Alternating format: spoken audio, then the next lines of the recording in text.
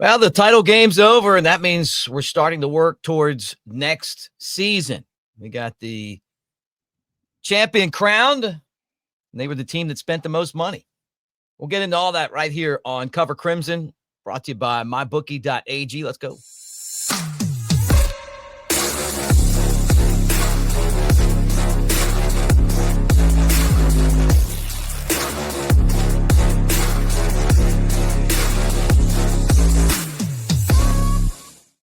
All right, with Clint Lamb, I'm Mick Gillispie. Great to talk to you guys today. Roll Tide. All right, I'm going to start with this. Ohio State was my pick to win from the beginning because money talks and bullcrap walks, and they spent $30 million on their roster, and they went out and added players. They didn't lose players, and guess what?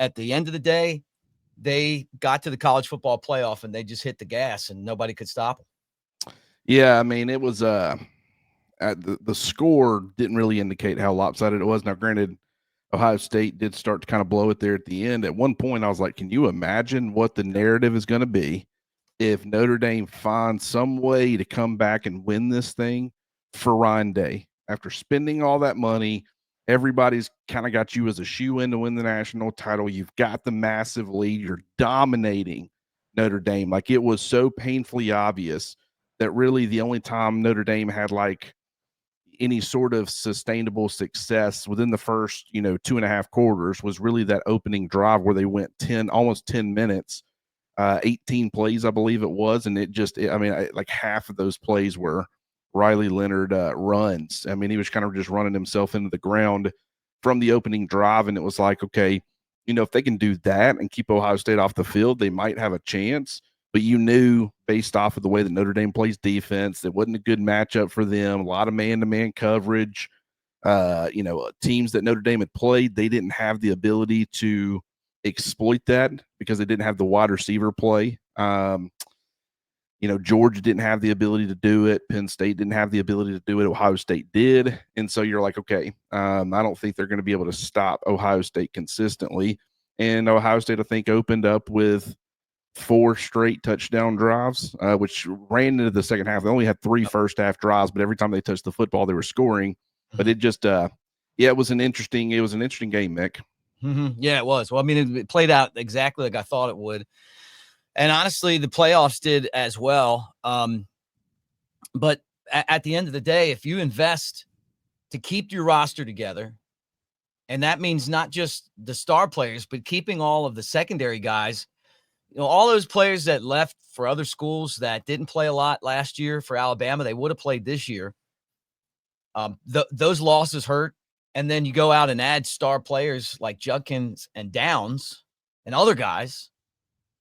By the time you get to this point, that's when all that depth and experience and talent helps you. And I'll say this on this channel. I said it on my channel. Bama's $1 billion business. And I know some of you guys get on to me about women's basketball. Look, I use them as an example. They're actually having a good season, but they're not making $1. Football makes all the money, and it's an investment with these players. Until they figure something else out, Ohio State went all in, and they just won a national championship. So if you invest, you're going to be there. And it feels like, honestly, I see where the all too early next season poll has Bama ranked 14th. I feel a slide coming, Clint. I'm just sorry. I feel a slide. I feel like we're going the wrong direction. I got to see it. What I'm most curious about, and I've said this about like the transfer portal. Mm-hmm. I don't think it was an inability to pay guys big money. I think Alabama took the Ohio State approach where it's like retain your own guys. We didn't talk about that enough. We talked about all the star players that they added. First of all, there's not those caliber of players in the transfer portal. We're not talking about that enough. Like, there's not a Caleb Downs to go get out of the transfer portal, period. In my opinion, at running back, there's not a Quinshon Judkins, period. So, like, or a young quarterback to help fill out your depth, and like a Julian saying, I think what's happening is you're seeing programs pay their own guys, which means they're able to retain more of the guys that they feel like are really important to their success. It's limiting what's out there. Ohio State did spend a ton of money, but they also got a caliber of player for that money that I don't think anybody else is going to be able to get moving forward, just because I think teams or programs are going to do a better job of retaining their top elite talent. But at the same time, I think it's all about finding the right. It's spending the money on high school recruiting because there's more available there. Those guys got to go somewhere. There's nobody. They got to pick a college to go to. If someone's already in college, they can choose to stay where they're at if they're being taken care of. So you got to hit that side. You got to be able to develop well, but you got to be able to tackle the transfer portal and get some guys that fit what you're looking for, whether that be, maybe it's more broad, or maybe it's more specific, like you're looking for a particular style of player or someone to fill a specific role within your team. It's more of an NFL managed roster where you got to fill out some of these spots. You might not be looking for a starting running back or a guy who can handle being a 1A or a 1B. Maybe you're going out and getting a kind of guy who can be a better pass catcher, be better on passing downs, provide something in particular for your offense, maybe be kind of a lightning to the thunder that you've already got or whatever. I mean, you can look at any position and kind of identify that. I think that Alabama has done that to an extent. It's a matter of what's their evaluations, how do they play out? Do they end up being the impact players or not necessarily impact, but do they fill those roles adequately enough? If they can do that, I think Alabama is going to continue to be in the conversation. I don't see the slide to the extent that people putting them at 14th. And I saw somebody yesterday put them at 23. And I think people at this point, the 23, I would love to hear some of the justifications for having Arizona State at number 11 and having Alabama at number 23. I think the overreact it's getting a reaction out of people. So whether that's the point or it's just overreacting, I'm not willing to go even close to that far right now. Well, to me, it's Greg Byrne has to have a multi-pronged attack on how to help raise money. I mean, he came on and kind of parroted what we talked about on shows earlier, that it starts with our huge fan base and the collective. And I've told you guys this, as great as Nick Saban was, he handicapped us in our ability with the NIL because he didn't believe in it. And I get it. I mean, who could have foreseen the disaster that has been created in college football, where Ohio State can spend $30 million and then some of the teams they're playing $2 million. I mean, like it's so unbalanced, right? But that's the system that we're in right now. Well, I do want to point out that, and I know that what you're talking about, I just want to clarify for you. When you say Nick Saban didn't believe in it, he absolutely believed in NIL in the true sense of NIL. He believed players deserved to get paid. He advocated for it. He didn't believe in the pay for play, using it all as a big front, and doing a lot of shady business behind the scenes that you can get away with because of the way that the system is currently set up. So I do want to clarify that, a lot of people say that Nick Saban didn't believe in players getting paid, when that really was never the case for him. He just believed it should be handled a certain way, and it has certainly not been handled that way. Alabama didn't embrace the collectives. Yeah, that is. And yes. I know this 100% for a fact because I lived through it. And that is where other schools were like, hey, we'll take the collective. We'll take any dollar you can give us. And we're like, the typical Alabama, well, we'll be all right without it. We're not all right without it now. So now we got to play catch up. If Nick Saban was still coaching, I think we'd be all right because, who wouldn't want to play for him? DeBoer is I like him, but he's just another great coach, which, I think he's an elite coach, but there's other elite coaches out there, right? I think Alabama has to build their fan base in to go out and make it something that's cool, make that collective a spot where you feel like you're helping out and you're getting a value for it.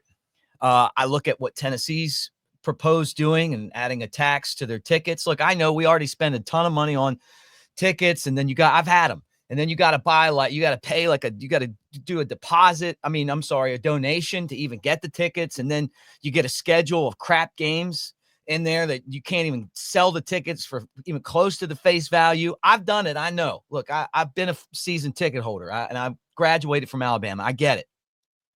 But they're not going to give up their money that they're already getting. So that means you got to generate more. When are you going to go to, some of these other programs that don't generate any money and say, hey, you know what? Your coach is making $500,000. Now I know your program's not even going to get close to that, but we need the money back so that we can keep Caleb Downs away from Ohio State. Well, that's what they should do, but they're not going to. So you're going to have to add on to that. Tennessee's adding a tax to theirs, and they're building an entertainment district around their stadium. What your businesses that'll be paying them taxes, rent to be there. And then when game days come, instead of all the money going other places, they'll have all that energy right around their stadium. When Mal Moore took over, Bama's football complex and stadium, and Clint, I'm old enough to remember this. I know I don't look like that. Well, you guys are going, no way, Mick. It's true. Okay. I was a fresh-faced kid back then. We were so far behind the times. And Mal came in and he's like, look, we're not building to the standard. We're going to build above the standard. Well, guess what? They're catching up now. Not totally catching up, but catching up. And so now you got to look at places like Tennessee that are being creative and figuring out ways to make money and doing that. The other thing is that the collective's got to do a better job of getting out there. But you go to I just got back from Tennessee. I see their cigars and their beer and it's the vodka. It's all over the place. Like, I know we have that stuff, but I never see it. And look, I'm a patron of places that would have that. So it's not just doing it. It's also doing it with the right partner that's going to get it out there where you're making money. But we got to figure out a way to be able to compete with Ohio State unless they decide to make this a fair playing field, because what they did, and I'm not knocking them, but what they did was they bought the championship, and I'm fine buying a championship, Clint. I don't want to watch us go from number 1 to number 3 to number 10 to number 22 and then drift out of it. And then when they make rules up, hey, we'll play by those rules. And I think that if it was like a level playing field, just like before, there's a lot of players that are going to want to be a part of the Alabama program. Well, one of the, I think Alabama for a long time under Nick Saban, they kind of stayed ahead as far as what was desirable to recruits. Yeah. And the recruits back then was 99.9% high school players. You get the occasional transfer, but that's who you had to appeal to. Now it's almost like a balance between high school and transfer portal. And it's like, that they understood that facilities was a big selling point. So they went out there and they were ahead of the curve. They were state of the art, pretty much everything. You talk about, implementing the lights in the stadium, and they were just on the forefront of a lot of different things. Now, the biggest selling point, unfortunately, that's where the sport is at for recruiting players, is NIL. And, them having the transfer portal avenue where they can bail quickly if their demands aren't being met, whether that be financially or through playing time. That has created a really bad situation. I think you've got to have the right culture where guys enjoy being there. But you also need to understand how you're going to implement, or be creative as far as generating funds. And that's something that I think Alabama does need to work on. I think the marketing is it's not hitting the fan base like a lot of fans want it to.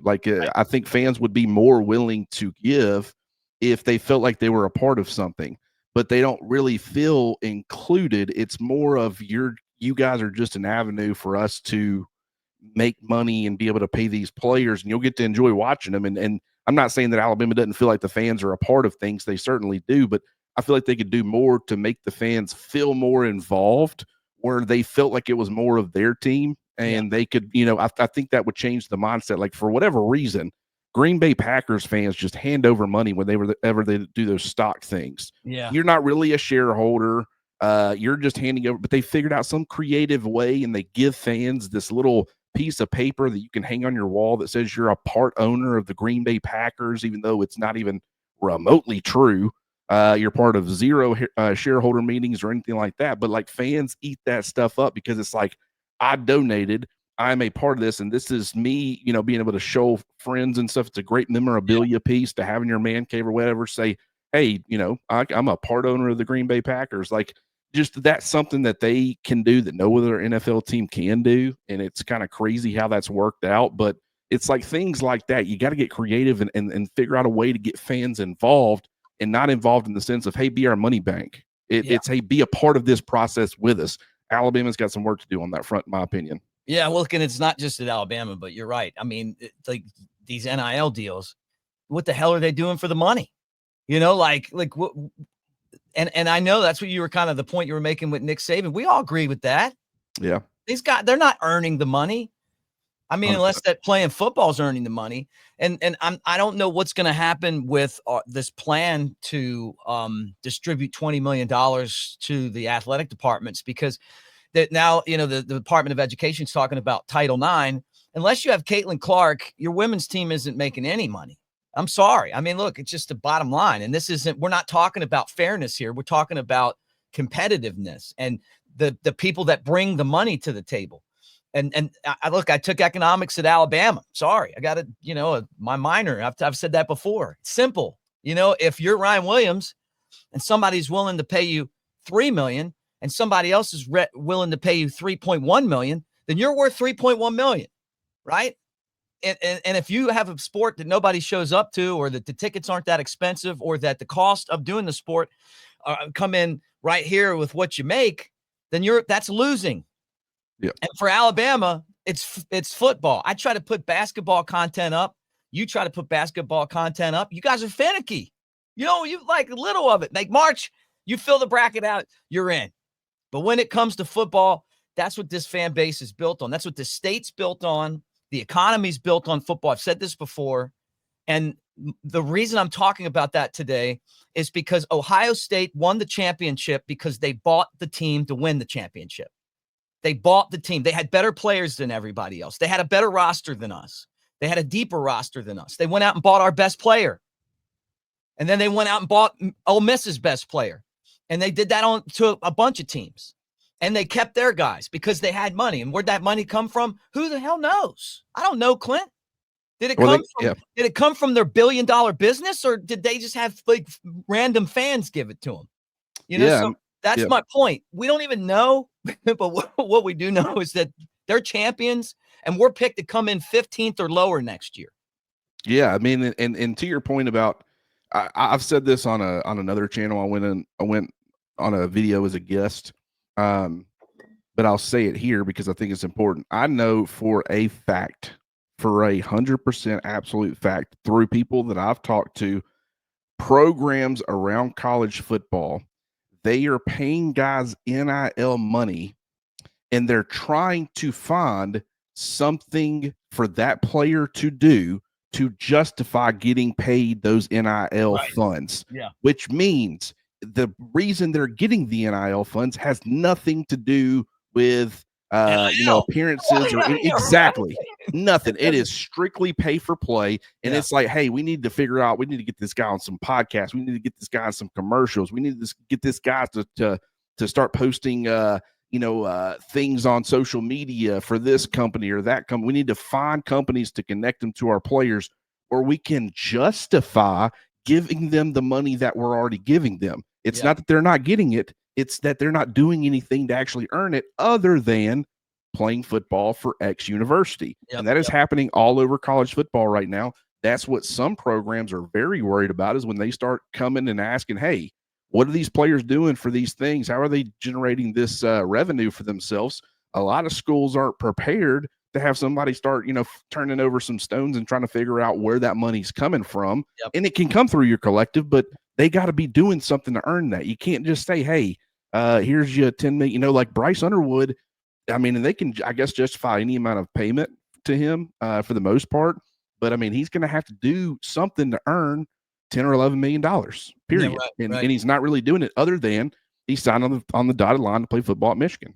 Yeah, there's a guy, and I don't want to say what school but because it's not really it's not our school, it's not Alabama, but I'm friends with a guy that loves his school, and they did the NIL deal, and the player's supposed to do stuff for the business, and they can't get the guy to show up. And it's like, it's like he just doesn't want to do it. Like, all you got to do is show up. Because they know. They don't care. They don't care. They know that's not the reason they're making the money. I'm doing the things I need to do to make this money because I'm showing up to practice every day and I'm putting up 150 yards on the ground on Saturdays. Right. And that's how they view it. And I can't say I blame them, but that's still technically illegal. Like you still aren't allowed to do that. Yeah, right. So until that, however they choose to fix it, till that goes away, you've got to do some other things on top of what you would typically be asked to do as a student athlete. And you need to learn to accept it, because some of these schools are going to get in trouble if they don't figure out some solutions to this. Well, they've got to have, and we've talked, going back to the same things, there needs to be guidelines. There does. And there needs to be guidelines, and you're going to have to work through, the politics that go with this. But if they use common sense, it's not going to take that long. The system was never set up on common sense. It was always set up like a participation trophy system. And it got to the point where the people that were making the money for the universities weren't being treated the way that they needed to be treated. You guys know I talk about Tyrone Prothro. There's no reason why that guy shouldn't live in a mansion somewhere and be rich, right? He should be enjoying his life right now because he generated that type of interest in Alabama football. He's the best player on that team, had a freak, awful injury. And, he's not he doesn't have what he would have had he gone to the NFL. He would have been a great player in the NFL, just like he was in college, And so I understand that part of it, but where we are right now it's ridiculous. But there's going to be people that are going to stand in the way, and you're going to have to go through all of that. But what I'm hoping is that, and I know this is crazy to say this because you guys are going to be like, well, anytime you ask the government to do anything, right? But they're the only ones that can fix this. Because the college can't make rules up because they get sued every time they make up a rule and then lose in the courts. So the way around that is that you got to change the law. Yeah, so just understand that when I'm talking about our government, I'm telling you guys, that's the only way that they're going to do it. Tennessee had a player that was being paid and they cheated or whatever, and they just took him to court, and then the NCAA got their butts whooped, and it was like, okay, well, forget it, And that's what everybody's going to do. I mean, these guys are suing now because they don't want the junior college to count. Well, hell, the system's been that junior college counts forever. So now it doesn't count anymore. You know what I'm saying? I mean, so they have to set up all the stuff that they had set up at the NCAA, that the politicians have to set it up as laws so that we can have some semblance of order, because right now there's none. And like, I'm going back to Ohio State. They just won the championship because they bought the players to do it. And that's not a shot at them. So don't take it that way, because I would be glad had we bought the players and won the championship. Do you think I wouldn't want to hang another Daniel Moore right here for this year's championship? No, I would do it. But they played the game better than we did. 100% correct. And let's talk about some things that Alabama can do to get back in this conversation next year. And with on field, everybody, NIL, how they're constructing the roster, all that stuff's important. But obviously Ohio State did some things as far as its roster and everything. But maybe what are some things, you can start with just one if you want to, that Alabama really didn't do this year, that if they get it corrected on the field next year, you feel like that's going to get them back into the national championship picture, which means getting back to the national championship game? Well, I was going to say this, and it had nothing to do with on the field. As far as making money, some of these third-party vendors that they hire to run their stuff, and I don't want to get too specific because this isn't a personal attack on people I know, but they're not good enough. So they need to either take it in-house or get companies that are able to maximize the amount of money that they can make at their events so that the money streams back into paying the athletes somehow, and I don't know how you do that, but I could probably sit here and come up with a couple ideas. Now on the field, the first thing starts at quarterback. And I had somebody tell me the other day, they were like, man, I rode with Milroe until the pick 6 in the Oklahoma game.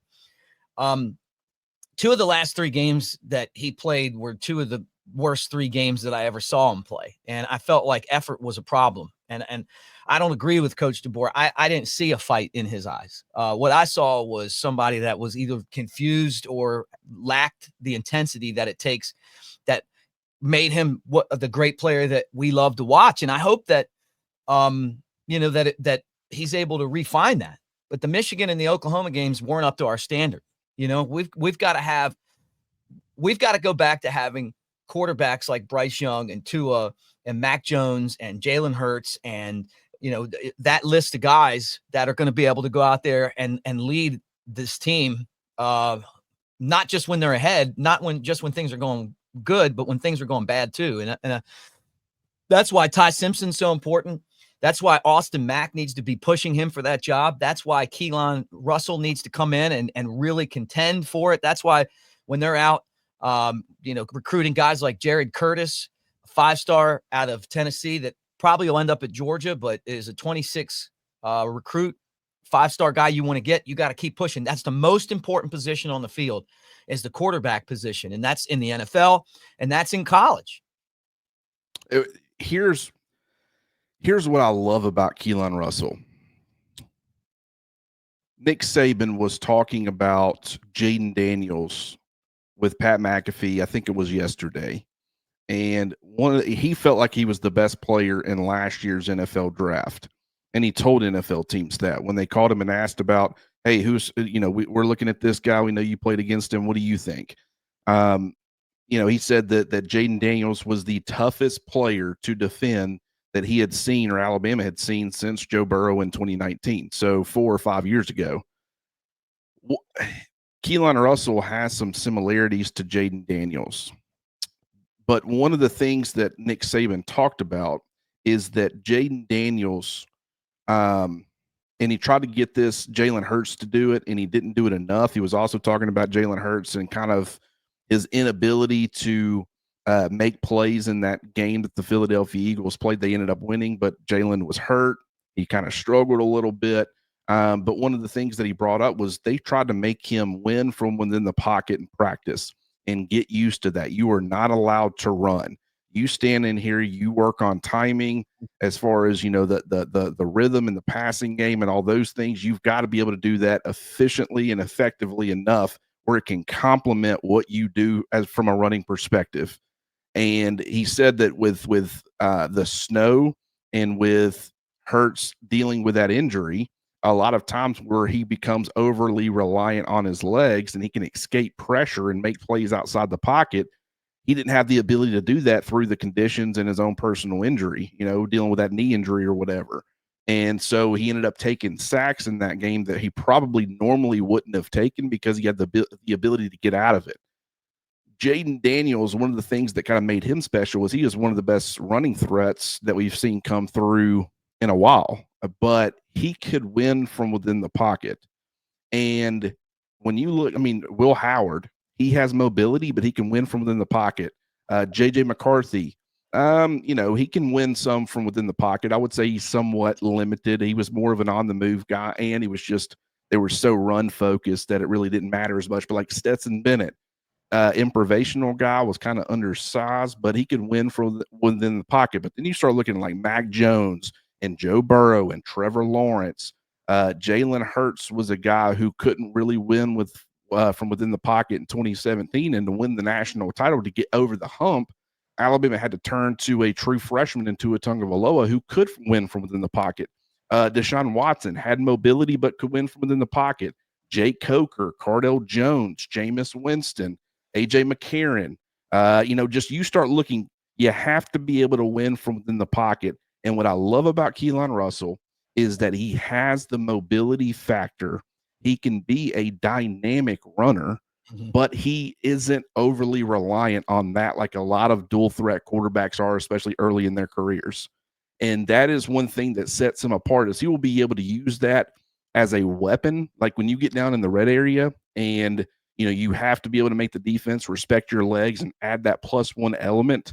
It makes you more dynamic. But if you're limited and they know that you're going to rely on the run a little bit too much, they can compensate for that. Keelan Russell, he wants to win from within the pocket first and foremost, and he uses his legs to complement that. I think that makes him so much different than Jalen Milroe, who's still growing in that area.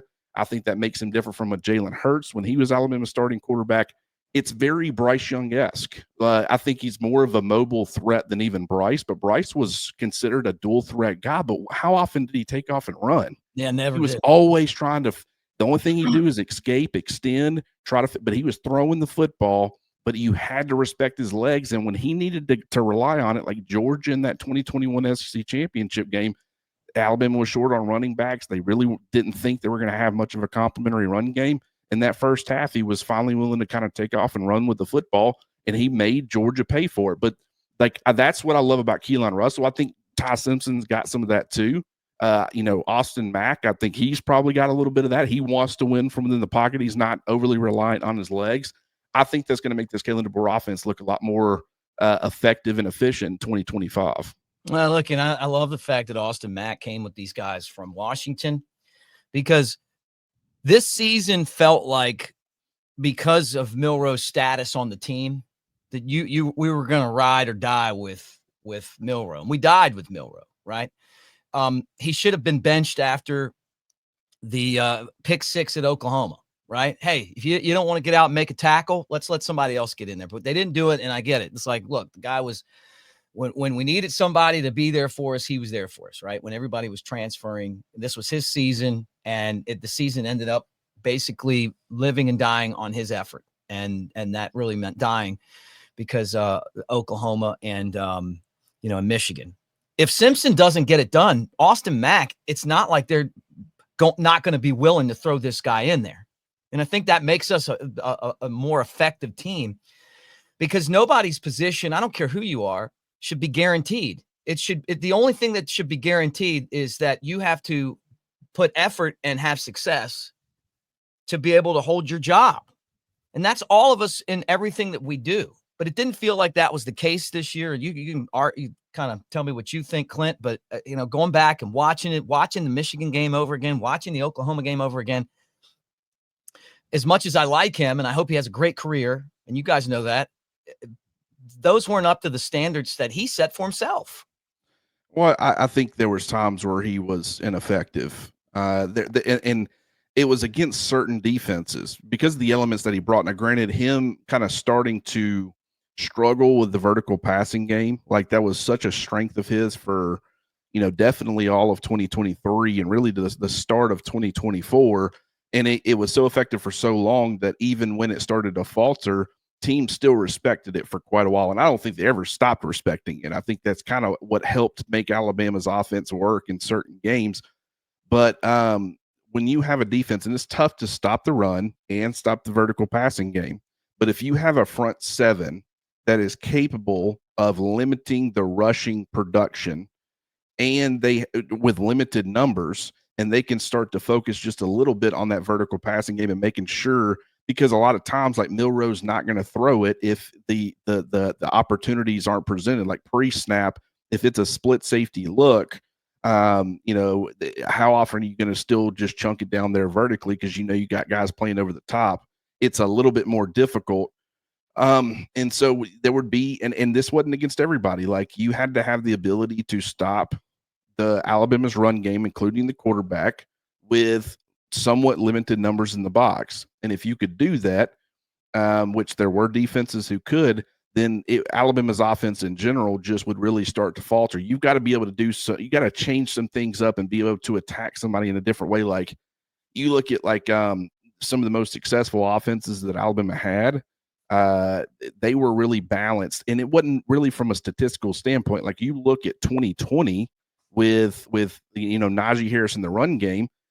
It was a great run game. People were threatened by Najee Harris. Certainly, they had Brian Robinson as a backup running back, but from a statistical standpoint, I think Alabama was ranked outside the top 50 in rushing offense, but people still respected it. You could still win through that avenue if you really put a bigger emphasis on it. With Jalen Milroe and the offense in 2024, they had no answers when you could stop just one or two certain key elements of Alabama's offense, and I think that ended up hurting them greatly in some of these games, and it's probably why they lost some they probably shouldn't have. Well, the new quarterback, same wide receiver, the freshman All-American Ryan Williams coming back. So that's definitely good for Alabama, and we'll keep an eye on this roster moving forward. Yeah, there's one more thing that I want to bring up, because I've been looking at, and I'm going to probably find some more. I've loved doing the research, but as far as like what Alabama needs to do to get back to the national championship game, first of all, going back to the last 10 years, there has not been one single team to rank outside of the top 25 in run defense that has won a national championship. Clemson in 2016 ranked number 24. LSU in 2019 was ranked 21. Mhm. Alabama was 17 in 2020. But other than that, everybody else has been top 6. When you look at Alabama in particular, 4 times since the college football playoffs started in 2014, Alabama didn't rank in the top 20 in run defense. All 4 of those times, they missed the national championship game. They did not make it. 2024, 2023, 2022, and 2019. 7 times, Alabama did rank in the top 20 in run defense, and they made the championship game in 6 of those 7 years. The only time they didn't, they made the college football playoff in 2014. They didn't make the national title game. They ranked number 4 in run defense that year. But I think there is a direct correlation. You got to be able to stop the run. And even though it has become more of a passing league, more offenses are comfortable when you stop the run because some of them are even built that way. I think that is absolutely critical to your defensive success because stopping the run means having early down success and forcing more unfavorable situations for the offense. In 2024, Alabama ranked number 48 in run defense. Yeah. That was a big problem, but 33 in 2023 and number 35 in 2022. You've seen Alabama's defensive production really start to fall off the last few years. Got to be able to stop the run. I think from like Alabama's returning a lot of their interception production from this past season. They've got guys on the second level. They've got guys on the third level. They got some guys on the first level too, but just they need to put more of an emphasis on stopping the run, forcing offenses to be one-dimensional, and then letting like your turnovers and your pressures and your interceptions and all that stuff play off of that a little bit more than I saw or have seen in the last few years. Mm-hmm. Yeah, like guys like Damian Payne transferring out make me nervous, and that's what I was talking about before. Like, you've got to have the money to. I'm sorry, guys, and I know every time I say this, somebody's cringing at me. The bottom line is this: look who just won the national championship. And when you lose those interior guys, like Clint's telling you right now, and you can't stop the run, go back and look. Let me put my extra camera on Clint for this segment right here. Can I call it that? Because I want to be able to share with you guys something right here. Put this on the screen. I'm going to put this on the screen, Clint, and I'm going to make this the big picture because I want everybody to look. See those? Those are national championships. And you know what they all have in common? Is that those teams could stop the run. But yeah. I mean, plain and simple.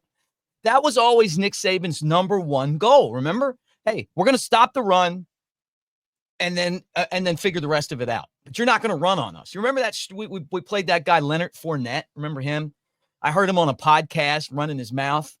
Hey, buddy, right back at you because when you played Alabama, you didn't do any running. You were a big shot until you ran into that Alabama defense. Was it Reuben Foster that just missiled him coming down the field? Yeah. Boom! And that was that, right? I'm listening to him, and I'm like, it's like the guy that got beat up in the fight that now everybody's gone, and he's telling you how he won. No, you didn't win, but nobody won against those Alabama defenses because they stopped the run. And you're exactly right, Clint. I'm fired up, man. I'm ready for it. I'm worried about the slippage here, and we got to bring up the intensity. Well, and the defensive line is the biggest question. Like a lot of the stuff that I've been looking into, the defensive line is one of the bigger question marks. Some people, offensive lines are important, and like I said, I'm diving into all this, and we'll be talking about this more on future episodes. But one of the things is like some of the boxes that need to be checked. I feel like they're checking. Like if you look at Ohio State last night. Jeremiah Smith, Amika Egbuka, I guess is how you say it. Carnell Tate, former 5-star. Like they got multiple premier NFL talents in their wide receiver room or their pass catchers, like within their pass catchers. You look at like 2023 Michigan. They had, a mid-level receiver in Roman Wilson, but they had Colston Loveland, who is going to be one of the top tight ends drafted, probably a first-round pick come April. You look at Washington last year, he played for a national title with Rome Odunze, with Jalen Polk, Jalen McMillan, multiple day 1, day 2 draft picks. Georgia, had their stuff built a little different, but you had a bona fide true number one pass catcher in Brock Bowers. He was a top 10 pick. You had Ladd McConkey, who was a first round talent. You had Darnell Washington, another tight end, who was a third round pick. He was up there. Same thing in 2021 when they won the national championship, except they also had Jermaine Burton, who ended up being a day 2 talent. Probably would have went a lot higher had it not been for the off the field stuff. They also had A.D. Mitchell back in 2021, Alabama with John Mechie and Jamison Williams and Devontae Smith and Jalen Waddle and Henry Ruggs and Jerry Jeudy and Calvin Ridley. You look at 2019 LSU with Jamar Chase and Justin Jefferson and Terrace Marshall was second round pick. You look at Clemson with T. Higgins and Justin Ross, who would have been, a day one draft pick had it not been for an injury. Amari Rodgers was a round 3 pick for them. Like when you look, you've got to get, and granted, I think there is a correlation between winning a national title and, people perceiving you a certain way, which could elevate your draft status. But I mean, like, Ohio State, when they were playing Alabama in 2020, it's like Chris Olave and Garrett Wilson, and they had Jamison Williams in there as well. And Jeremy Ruckert was their tight end, and he was a day 2 draft pick. Like, you got to have premier pass catchers in your offense now. I think Alabama's got that. You got your bona fide one with Ron Williams. I think you've got an NFL talent in Isaiah Horton. I think you've got an NFL talent, potentially a day 2 guy in Jermaine Bernard. I mean, I think Alabama from that standpoint and some of these other standpoints, that's just one example. They have these boxes checked, in my opinion. But there's also some question marks where it's like, I believe in some of the guys they have in the defensive line room, but they have to prove it. They didn't stop the run well this season. They got to get more comfortable within Kane Wommack's defense and doing that. And if they can do that, a lot can be played off of it. But there's things to work on, and it's going to be an interesting offseason, that's for sure. Yeah. Well, I'm telling you right now, we got to get in there and cook. Got my shirt on for that right there. There's my fork. And get things done because the standard. Look, we did great in recruiting. I think DeBoer's done really, really good job of everything except last year, 2 games at the end of the season. But the except is you had a chance to do everything that you set out to do.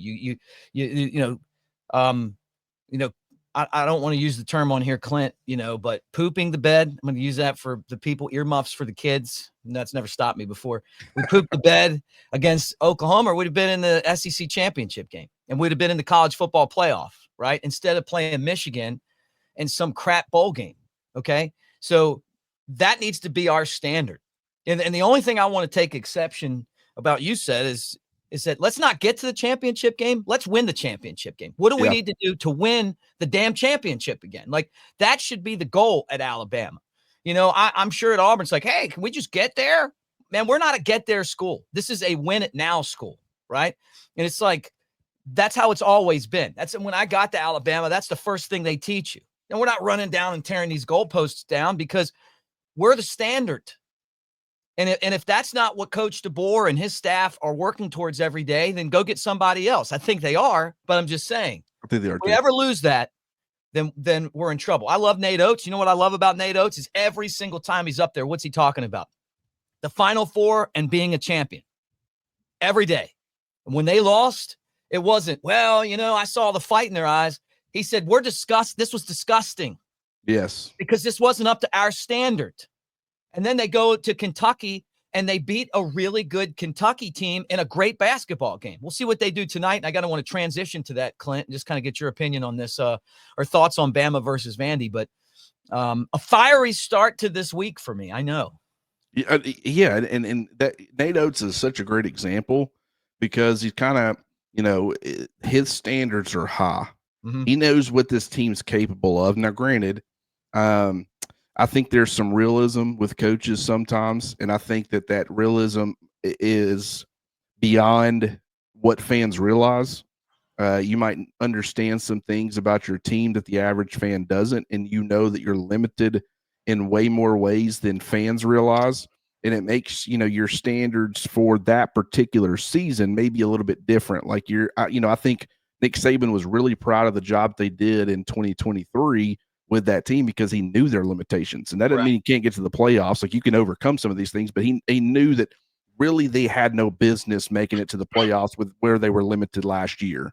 And so, coaches understand that. Things will change. You might hear them talking a certain way. Nate Oates understands this is one of the most talented basketball rosters he will probably ever have. And the fact that you're blowing games against Ole Miss, even though you had a really strong bounce back performance against Kentucky on the road, and I think that proves kind of, being disgusted like that. I think that resonates within the locker room. I think a lot of people felt that way, and you saw that in their performance against Kentucky as far as not letting that standard become, or that performance become, the norm. And I would like to see a little bit more of that from Alabama football. And granted, that could be happening behind the scenes. I just, and Kalen DeBoer is more of a duck on water for the public. But I would like to see a little bit more of that, because this upcoming season, I have talked extensively about, it being a talented roster for Kalen DeBoer, but it not being his roster, it not being his setup. Yeah. This year, I don't think it's all just going to, turn on a dime and now everything's set up perfectly for him. But I think it's going to look a lot more like what Kalen DeBoer envisioned when he got to Alabama. And so, we need to start seeing some of these things actually start to play out on the field, because this offense has no business being as inconsistent or as limited as it was in 2024. That's the bottom line. And defensively, I think they made a lot of improvements, but in today's college football, you got to be able to stop the run, and they need to be able to do that more consistently in 2025. Vanderbilt, 6:00 tonight at Coleman Coliseum. Get there, cheer for Alabama, give it everything. And if they play like they did against Ole Miss, giving you guys permission to boo the hell out of them. But if they don't, and they play the way they did against Kentucky, then you guys need to make a lot of noise and make that as hostile of an environment as possible. But this is another opportunity for this team to figure out if their identity is national champion or prima donna. Well, I mean, this is like these are the types of games that you can lose. I mean, Vanderbilt just beat Tennessee, but you can't lose them, right? I mean, you got to figure out a way to win these.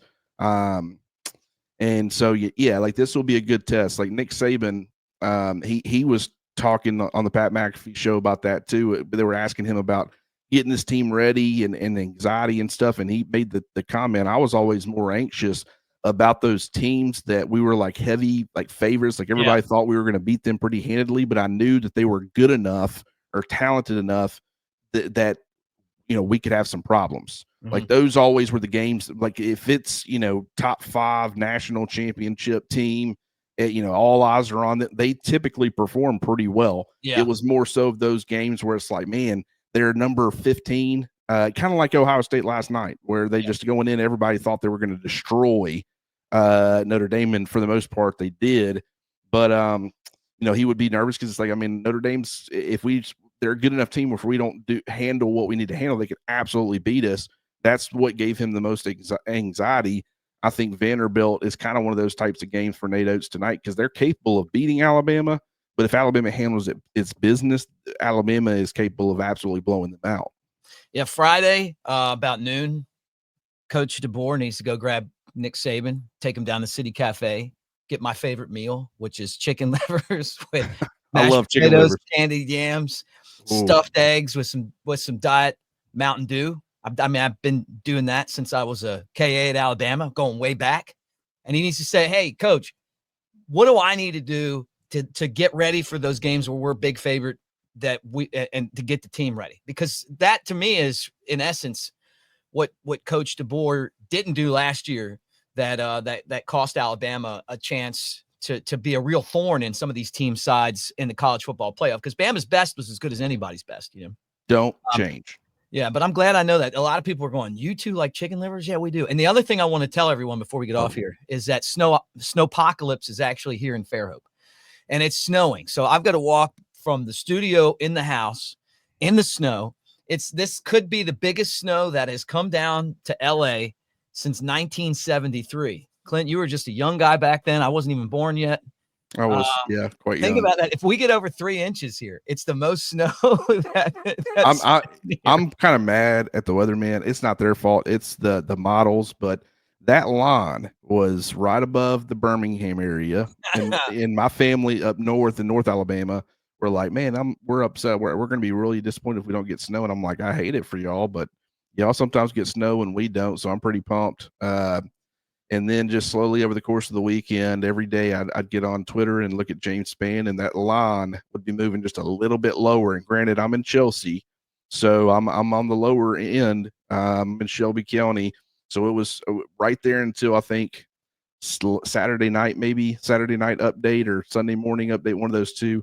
We were officially out of it, and I haven't seen the first snowflake, and I'm pretty upset because if it's going to be this cold, you better give me some snow on the ground. Yeah. And I'm jealous of you, man. I know that some people down there are freaking out because they're like, we don't know how to handle weather like this, but it's something that doesn't come around often in the state of Alabama. Anyways, you get 1 or 2 snows, and I say 1 or 2 pretty lightly. Sometimes it's 0, sometimes it is just 1, and so I mean, I love it. I love turning the fire on. We got gas, so I'd love to have an actual fireplace, but good fire. Yeah, enjoy it. Enjoy the snow, brother. I hope you get. I don't know if you're wanting 3 inches, but I hope you get 3 inches. Go out there and make a snowman. Yeah, I want to set the record. I mean, my kid's running around outside. I heard him banging on the door, like trying to get me out there. But what he doesn't realize yet is that did you ever see that movie Elf? Oh yeah. I was Elf's stunt double on the snowball scene. Okay, I thought you were. I believed you for a second. You had me for a second. I was like, remember really? That? When Elf was throwing those snowballs? Oh yeah. Yeah. So hey, and if you guys are stuck at home, take advantage of our promo code MyBookie next round at mybookie.ag. Right, you can use that to to have fun, take advantage of all the opportunities there with everything that's going on right now in the world of sports. I know you got the pro football playoff rolling on. You got pro basketball, college basketball, all that stuff, international sports, fantasy games, and then also the casino that they have, including roulette, which was something that the late great Big Sexy Elmo liked to do a lot. He would call me and tell me about his roulette battles. Maybe throw a future on Bama to win the national title. You know what? Go ahead and parlay it. Do a Bama to win the basketball championship in here in a few months, and then Alabama to win the national title and later. Well, I guess it'll be in 2026, but in 2025. Can you imagine hitting that? Oh yeah. I mean, go throw $5 on it. That'd be like the ultimate golden slam for Alabama people. Not only did I think they were going to win, I parlayed that, and I turned $5 into 50,000. I don't even know what the parlay it's got to be like crazy though. But go throw $5 on it. Why not? Go ahead, get on over to mybookie.ag and get a futures in. Guys, get in the comment section too. Send us what your ideas are as far as this university taking advantage of the system that we're in right now, doing a better job of raising NIL money. I know that a lot of you are going to be like, hey, I don't care. I don't want them, coming and asking me for money, and that's fine. But that's not going to help us win games. We got to figure out a way to be creative. What are things that we could do with the NIL that would be something that was worth buying, and it would also help these guys. And the players need to give back. Hell yeah, they do. But we can also come up with stuff too. Well, and what? Yeah, give some suggestions for Alabama. Like, what would be something that you would feel like would be worth spending money on that would benefit the players, and you feel like you would be getting some benefits out of it? Just give. I mean, we're not saying that we have no say in it. We're not going to make it happen, but maybe Greg Byrne or somebody else can stumble their way across some of these suggestions, and maybe they implement some of them. That's right. Well, thanks for hanging out with us, guys. Like, subscribe, thumbs up, and also check Clint out at covercrimson.com. What do you got cooking over there, Clint? Yeah, it's been quite an interesting few days, but a lot of this stuff, a lot of the research I've been doing, like I said, looking at the receivers. What I'm doing right now is I'm looking and saying, okay, what are some of the elements that a lot of your national championship teams, whether it be making it to the national title or winning the national title, what were some of the elements that you the common themes amongst all of them? And I've been doing a ton of it. Really wasn't able to get all the research I needed to in order to do this episode like we had originally intended. But what that's going to do is all this research that I'm talking about or have already referenced, and then some other stuff that I found interesting as far as you don't have to have like a super productive run game. Like a lot of your, Ohio State ranked number 58, Michigan actually ranked number 55 in rushing offense, Georgia number 19, Georgia number 36, Alabama number 47, LSU number 60. But what they had was like rushing threats in the backfield, ones that you really had to take into account, like Quinshon Judkins and Travion Henderson and Blake Corum. Obviously, Georgia's had stables of running backs. Alabama had, Najee Harris and Brian Robinson. LSU had Clyde Edwards-Helaire. Clemson had Travis Etienne. Like, you got to have that guy that just really threatens defense. Like, it's all this stuff that I'm looking at and trying to put together some different elements that fans, some boxes that need to be checked, as many as possible, in order to get them back to the national title game. It's a lot of research. I want people to understand that. I want it to be well-researched, kind of presented as a whole. So it could take a little bit of time, but just know I'm working hard on it. And that should all be up at covercrimson.com sometime in the coming days. And it's going to be a hell of an article, I guess you call it. So it should be good. All right, guys. Roll Tide, everybody. Talk to you again.